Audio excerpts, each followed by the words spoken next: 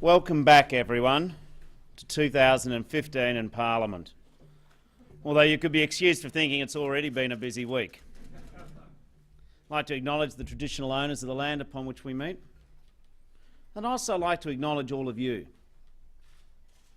It is a privilege to lead such a united team, infused with common purpose and a complete desire to make this country better.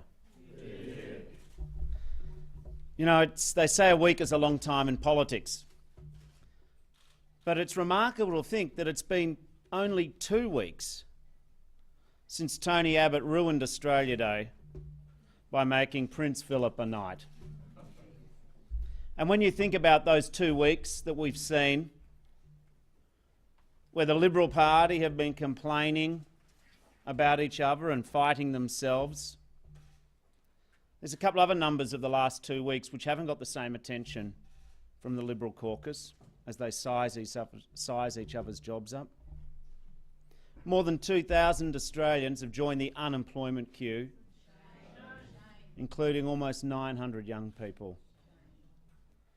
More than 500 Australians a day have been seeking support from homelessness services, while we have the Abbott-Turnbull-Bishop fiasco.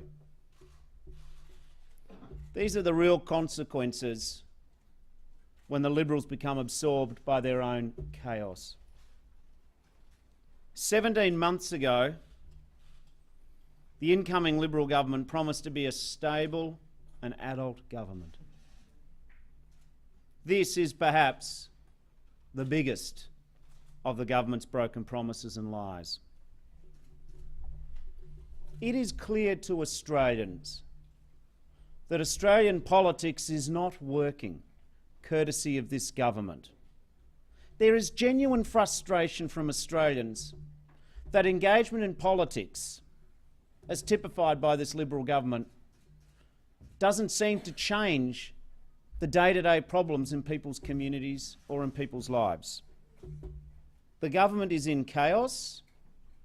It is most certainly in a mess of its own making. What's remarkable, and many of you have commented this to me over the summer break, is despite the government, Australia is a most resilient nation. We continue to grow. We continue to adjust, but not because of how this government is governing. Despite the Liberal government, our national spirit continues to support this nation. We're Labor people, we understand this. We understand the real economy. We know that there are families and people going to work every day. There are people teaching our children to prepare them for the future. There are nurses and doctors and carers looking after our sick and our aged and our infirm. In the last few hours today, small businesses across Australia will have been opened up, part of the ongoing willingness of Australians to invest, to take risks, to back themselves in their dreams in, and thereby make Australia a better destination. But we should not simply in this Parliament, or indeed in this caucus, just rely upon our national spirit. I believe, and I know every member of the Labor Parliamentary Party and our broader movement have a firm conviction that we have a responsibility. We have a responsibility and the privilege to add to the commonwealth of our land. We have a responsibility not to detract from it. It is vital that we, in this place at this time, add to the great markers of our future. And yet we've seen the government in this last few weeks, and indeed since it got elected, trash our democracy, lower our expectations. They can pretend all they like to whoever they like that it's all just a matter of insider games or electronic graffiti. They can tell Australians that all your problems are down to a national fit of absent-mindedness. But it is their unfair budget built upon their lies and broken promises that has beaten them. It's not the embroidery. It's not actually their knighthoods and dames, their political ineptitude. That is a given. This government is contributing to a far greater malaise because the Liberal Party has moved too far to the right, and they are inflicting an extreme ideology through their own unfair budget, which Australians have rejected. It is simple. The Liberals told lies. Tony Abbott told lies. The whole of his cabinet have been party to the lies of the last 18 months. The Liberals have broken the fundamental accord, the fundamental compact, the fundamental covenant of trust with the Australian people. That is Labor's message. It is my message to the government. The Australian people do not trust them, and they never will from here on in. Sometimes we can make politics too complicated. The truth is that when governments lose, it is when they lie. Governments lose when they break their promises. Both sides of politics have historically learnt this lesson, but this government has no one else to blame for a budget which has placed the burden of change, restraint, concession upon those who cannot afford it. It is the Liberals, not just Tony Abbott. It is the Liberals, all of them voting gleefully in the cabinet. It is the Liberals who voted for $100,000 degrees, the cutting of the pensions, the tax on the sick, the GP tax, punishing the unemployed. They are a most dishonest group. They are responsible for looking backwards, continuing the romance with the Australia of the 1950s. This is not a 21st century government. They have no plan for our future. It is purely the past. In 2015, I feel confident, looking at all of you, that we will be a strong opposition to a bad government and its bad decisions. And my message on your behalf to the Liberals will be simple. It doesn't matter who you choose. It doesn't matter who we are up against. We know who they are and what they are, and we will defeat them. Yeah. And if they want to do something good for the Australian people, it is time to drop their unfair budget in its entirety.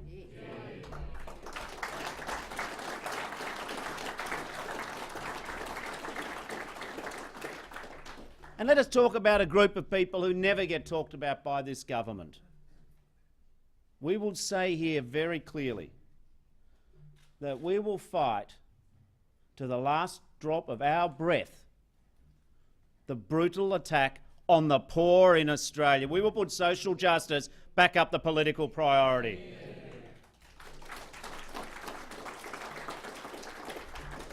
And there's another group of people who never get mentioned anymore by the Liberals. It's the great Australian middle class. They are being marginalised and pushed to the side. And why do I say that? Because this government wants to attack the minimum wage, which is the underpinning of the middle class. They want to attack Medicare, which allows parents to be able to get health care for their children or their grandparents. They want to discourage the dream of the middle class that whatever your background and whatever your postcode, town or country, whatever the occupation of your parents, the dream that you can go to university or get a good TAFE education. And we will not let them wreck this.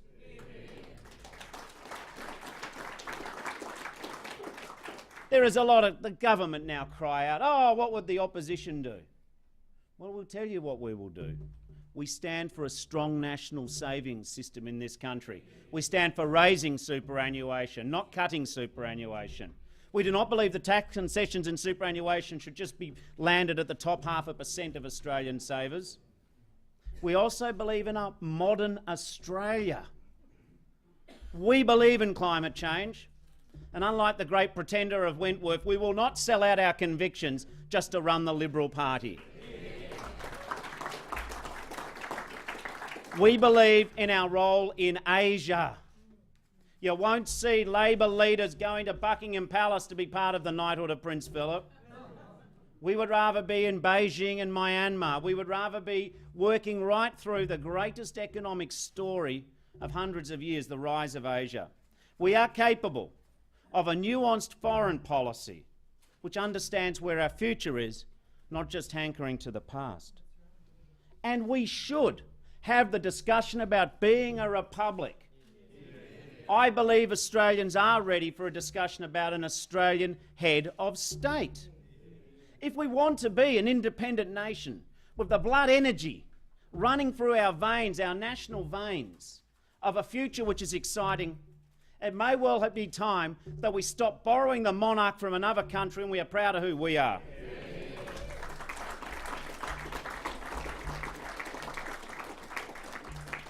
And we will defend the ABC and SBS. And unlike Sir Braveheart Andrew Laming, today he'll cancel the Knights and Dames, tomorrow it's not such a bad idea. We will just abolish Knights and Dames.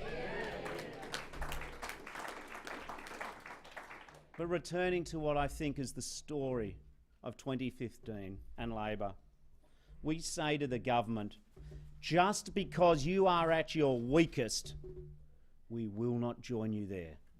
We will never reduce ourselves to your level. We will offer Australia more than a list of your lies, more than a catalogue of your deceit.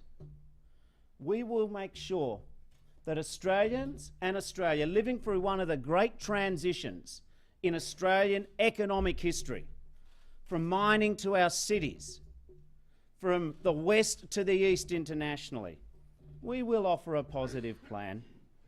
We will have a plan to boost our national investment and to boost our national savings. We will make sure that we have plans to end the delays in infrastructure and encourage greater investment. We will have a plan for an Australia that we perceive can be smart, modern and fair. We say to the government, enough is enough. Stop your infighting. Enough of your infighting, enough of your mutiny. Stop worrying about who's in the Prime Minister's job or the Treasurer's job and start worrying about Australian jobs. I know this caucus well. I know what animates the passions.